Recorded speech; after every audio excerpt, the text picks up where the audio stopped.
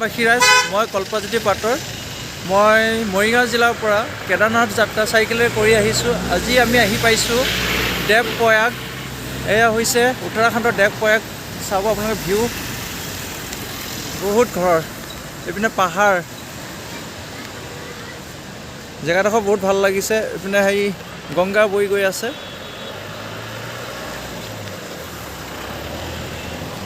এয়া হৈছে দেৱ প্ৰয়াগ উত্তৰাখণ্ড।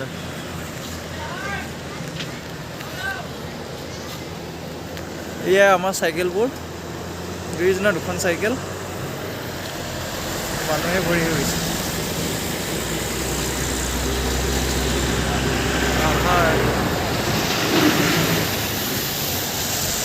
আৰু বৰষুণ পৰি আছে। আমি ৰেইনকোট ইউজ কৰি আছোঁ বৰ্তমান। দেৱ প্ৰয়াগ মানে দেৱভূমি বুলি কয় এই জেগাডোখৰ।